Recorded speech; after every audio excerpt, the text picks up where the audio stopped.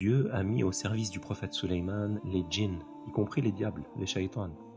Même le Ifrit, ce grand diable qui vole en un instant d'est en ouest, obéissait au prophète Suleyman. Suleyman leur donnait des ordres, il les chargeait de travaux qui étaient durs, et s'ils obéissaient pas, un châtiment s'abattait sur eux et ils étaient anéantis sur le champ. Dieu a donné à Suleyman la capacité d'emprisonner les djinns qui lui désobéissaient et de les enchaîner. Alors les djinns lui obéissaient et y plongeaient dans les océans pour aller chercher des perles et des diamants au fond des mers. Ils découpaient des rochers qui étaient immenses et ils les utilisaient pour des constructions. Les djinns avaient construit pour le prophète Suleyman la ville de Tadmar dans les pays du Cham, et c'était le centre du royaume du prophète Suleyman. Parmi ce qui est parvenu dans le hadith à propos de notre maître Suleyman, il y a ce qu'a rapporté Al-Hakim, comme quoi chaque fois que Suleyman se tenait dans son lieu de prière pour prier, une plante poussait. Allah avait accordé au prophète Suleyman de comprendre le langage des plantes. Alors Suleyman lui posait la question « Comment tu t'appelles » Et la plante lui répondait « Je m'appelle telle et telle », elle donnait son nom. Suleyman lui disait « À quoi tu sers ?» C'est-à-dire quelle est ton utilité, comment est-ce qu'on peut profiter de toi? Et cette plante disait « Je suis utile pour telle et telle chose ».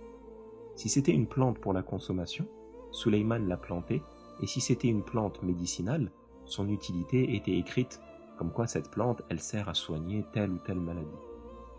Un jour, Suleyman se préparait à prier et une plante a poussé. Il l'a interrogée à propos de son nom. « Comment tu t'appelles » Elle lui a répondu « Je m'appelle Khurnoub ». Le Khurnoub, c'est le caroubier. Alors Suleyman lui a dit « Et à quoi tu sers » Elle a répondu « Je suis l'annonce de la mort du propriétaire des lieux ». Et c'est notre maître Suleyman qui était visé par sa réponse. Donc le prophète Suleyman a compris que son décès il était proche. Alors il a invoqué Allah. Il a demandé à Dieu de cacher la nouvelle de sa mort aux djinns pendant un certain temps, pour que ce soit une preuve, pour que ça renforce davantage les humains sur le fait que les djinns, ils ne connaissent pas les choses cachées. Si Suleyman meurt et que les djinns continuent à travailler pour lui en suivant les ordres difficiles qu'il leur avait donnés, ce sera une preuve de plus que les djinns ne connaissent pas les choses cachées malgré ce qu'ils prétendent.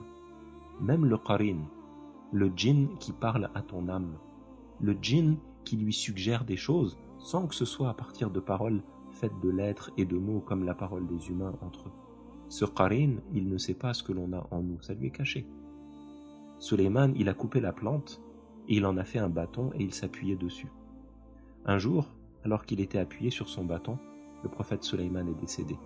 Il avait 52 ans et son décès a eu lieu après 40 années de règne. Mais Allah a exaucé son invocation. Il l'a maintenu debout dans cette position pendant toute une année. Les corps des prophètes, ils restent intacts, même après la mort. Ils ne se décomposent pas. Donc Suleyman, il est resté intact dans cette position pendant 1 an, appuyé sur son bâton. Les djinns, ils ont continué à exécuter les ordres que le prophète leur avait donnés. Ils le voyaient debout, appuyé sur son bâton, mais en réalité, notre maître Suleyman, il était décédé depuis 1 année. La situation, elle est restée comme ça, jusqu'à ce qu'un petit insecte, la termite, dévore le bois du bâton, qui a craqué, et notre maître Suleyman est tombé. C'est à ce moment-là que les djinns ont su que le prophète Suleyman, il était décédé. Et les gens qui croyaient les djinns, quand les djinns prétendaient connaître les choses cachées, ils ont eu la preuve que ces djinns c'étaient des menteurs et qu'ils n'avaient pas ces connaissances-là. Depuis cet événement, les djinns, ils ramènent l'eau pour remercier la termite, cet insecte-là qui se nourrit avec le bois. La preuve, elle avait été donnée. Le seul qui connaît toutes les choses, c'est Allah.